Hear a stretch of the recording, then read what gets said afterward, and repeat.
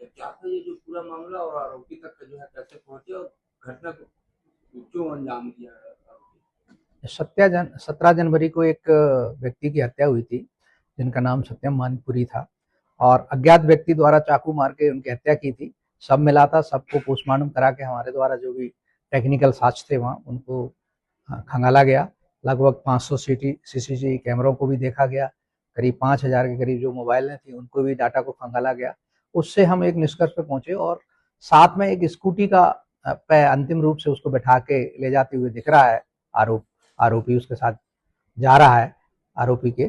तो उसी के आधार पर हम लोगों ने पूछताछ की तो पूछताछ में पता चला है कि एक नाबालिग लड़का है जो जिसकी उम्र लगभग 16 साल है, उसके द्वारा इसकी चूंकि उसके साथ वो अननेचुरल सेक्स की डिमांड करता था। एक बार वो संबंध बना चुका था, दूसरी बार भी उसके साथ बनाना चाह रहा था। उसी गिल्टी में आके उसने अपने घर से चाकू ला के उसकी हत्या की। सर आरोपी को कहां से गिरफ्तार किया गया और पुलिस को सुराग कैसे मिली? देखिए, पुरुष को तो जो टेक्निकल सुराग थे वो मिल गए थे। इसके आधार पर हम उसकी पूछताछ की, पता लगा कि ये लड़का की जो सारंगढ़ जिले में है अभी, वहाँ से इसको हिरासत में लाकर पूछताछ की गई तो उसके द्वारा अपना जुर्म होना स्वीकार किया है और इसने चाकू से ही उसको मारना बताया। 2 महीना लग गया सर, अपने नाम ही घोषित करना पड़ गया था इस केस को। देखिए, जब तक हम लोग किसी ठोस सबूत पर नहीं पहुंचते तब तक ऐसे कार्रवाई मर्डर जैसे केस में नहीं की जा सकती। हम लोगों ने बहुत सारे लोगों से पूछताछ की, इसमें कई लोगों को ये भी लगा होगा कि ये अनावश्यक रूप से हमको परेशान कर रहे हैं, क्योंकि जरा भी हमको संदेह होता है या उससे कुछ संबंध लिंक निकलता है तो उससे पूछताछ कई लोगों से पूछताछ की गई इस समय। सर मृतक जो शिक्षक था तो जो आरोपी है कहीं वो शिक्षक और छात्र वाला कोई संबंध दोनों के बीच में? नहीं, इसमें कोई संबंध नहीं है। वो अलग स्कूल में पढ़ता है लड़का और ये मृतक है जो अलग है और मोहल्ला भी दोनों का अलग है। हत्या के बाद जो हथियार है वो कहाँ से बरामद हुए? हत्या के बाद हथियार तो मौके पे ही मिल गया था, क्योंकि हत्या जो लड़के ने ये स्वीकारा है, ये मैं चाकू अपने घर से लाया था। सर वो मतलब जो है समलैंगिक संबंध जो है सिर्फ उसी लड़के से बनाते थे तो कि अन्य और लड़कों से जब बनाते? नहीं, अन्य लड़कों से भी कईयों से बनाए हैं उसने। तो चूंकि ये लड़का जो नाबालिग था तो और इसने गिल्टी फील की अपने आप को, गिल्टी में ही इसने इसको मारा है। नाबालिग जो आरोपी है वो उनके चक्कर में कैसे फंस गया सर? कैसे एक लड़का है, इसने उसको बताया था कि एक लड़का ऐसा है जो ऐसा ऐसा करता है और इसी से चूंकि 16 साल का लड़का है तो आकर्षित हुआ वो और एक बार उसके घर में जाके उसने उसके साथ संबंध बनाए। दूसरी बार ये 1-2 महीने बाद फिर से ये संबंध बनाने के लिए और कुछ गिल्टी में उसने हत्या की। आरोपी का बैकग्राउंड क्या है सर? पुलिस को इतना वक्त क्यों लगा अभी तक पहुंचने में? देखिए, जब तक हम कंफर्म नहीं हो जाते हैं तब तक किसी पे ऐसे ही हाथ नहीं डाल सकते। क्या पुलिस परिवार से इसके बचाने की प्रयास किया जा रहा है? ये कहना आपका बिल्कुल गलत है कि अगर बचाने का प्रयास किया जाता तो ऐसा नहीं होता कि वो गिरफ्तार किया जाता। सर अकेले घटना को अंजाम देना काफी नहीं, वो अकेला लड़का काफ़ी 16 साल का होने के बाद भी हष्ट-पुष्ट है और वो जो मृतक है वो उससे बहुत कमज़ोर है और चूँकि इसने चाकू से उसके गर्दन पे वार किए तो एक बार गर्दन पे वार हो जाने के बाद वो और उधर तक पहुंचने में इतना वक्त क्यों लगा सर? किस तरह से मैं इसका मैं बता दिया हूँ। सर जो है ब्लाइंड मर्डर का टास्क था तो टास्क जो है ये हर हर ब्लाइंड मर्डर हमारे लिए पुलिस के लिए एक चुनौती होती है और टास्क के रूप में ही लेते हैं। इसी दौरान हमारे द्वारा लगभग 17 पिछले 1-1.5 साल में 17 ब्लाइंड मर्डरों को डिटेक्ट किया है। और ये खुलासा है पुलिस वालों की।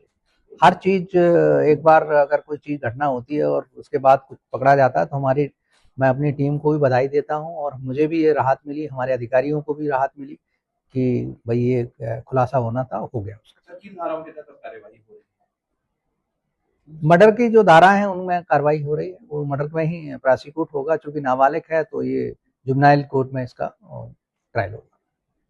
जनवरी को एक युवक सत्यम मानिकपुरी की हत्या हुई थी। उस हत्या में आरोपी अज्ञात थे, चाकू मार के गर्दन पर हत्या की गई थी। तो इस संबंध में हमारी साइबर टीम ने लगातार टेक्निकल एविडेंस इकट्ठे किए। इसमें प्रमुख रूप से साइबर टीम प्रभारी महेश प्रधान इनके और इनकी टीम के द्वारा टावर डंप इकट्ठे किए गए। उसके आधार पर टेक्निकल पे एक क्लू मिला था जिसमें हमारे द्वारा एक नाबालिग लड़के को गिरफ्तार किया गया है। उसने अपना जुर्म भी स्वीकार लिया है और ये जो हत्या का मुख्य कारण रहा है कि वो अननेचुरल सेक्स का आदी था और वो उससे बार बार उस लड़के से डिमांड कर रहा था अंडर सेक्स करने का। इसी कारण से उसके द्वारा हत्या की गई। हत्या करने के बाद वो बहुत दिनों तक अपने घर पर ही छुपा रहा। इसके बाद हम लोगों की पुलिस टीम के द्वारा दबिश दे के विभिन्न जिलों में और इसको कल वहाँ से हिरासत में लिया गया सारंगढ़ जिले से और आज पूछताछ करने पर उसने अपना जुर्म स्वीकार करते विधिवत इसको गिरफ्तार कर बाल संरक्षण गृह भेजा गया। हत्या किया है? हत्या का अननेचुरल वो जो सेक्स होता है उसकी डिमांड करता था वो। और ये मृतक जो है इस प्रकार का आदी था और कई लड़कों से ऐसा करवाता रहा। इसको भी किसी लड़के ने बताया था कि ऐसा ऐसा एक लड़का है जो ऐसा इससे फ़ोन लेके इसमें बात करता रहा। इसका फ़ोन भी हमारे द्वारा रिकवर कर लिया गया है। फ़ोन इसके द्वारा फेंक दिया गया था तो वो फ़ोन भी मिल गया। हत्या कैसे अंजाम दिया सर? हत्या को वो उसने सबसे पहले चाकू मारा, उसको 2 चाकू से वार किया। इसके बाद वो नीचे गिर गया तो उसको जब नहीं मारा तो उसको गला दबा के उसकी हत्या की। 17 जनवरी को एक युवक सत्यम मानिकपुरी की हत्या हुई थी। उस हत्या में आरोपी अज्ञात थे, चाकू मार के गर्दन पे हत्या की गई थी। तो इस संबंध में हमारी साइबर टीम ने लगातार टेक्निकल एविडेंस इकट्ठे किए। इसमें प्रमुख रूप से साइबर टीम प्रभारी महेश प्रधान इनकी टीम के द्वारा टावर डंप इकट्ठे किए गए। उसके आधार पर टेक्निकल पे एक क्लू मिला था जिसमें हमारे द्वारा एक नाबालिग व्यक्ति लड़के को गिरफ्तार किया गया है।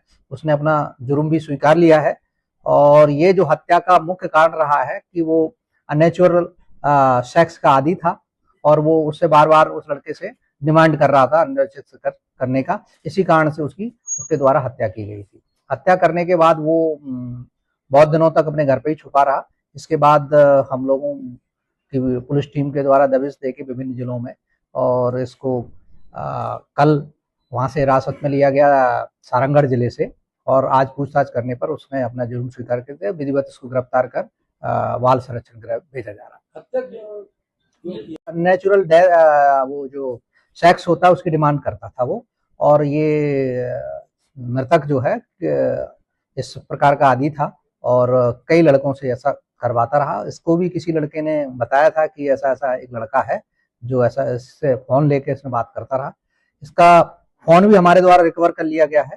फ़ोन इसके द्वारा फेंक दिया गया था तो वो फ़ोन भी मिल गया। हत्या कैसे अंजाम दिया सर?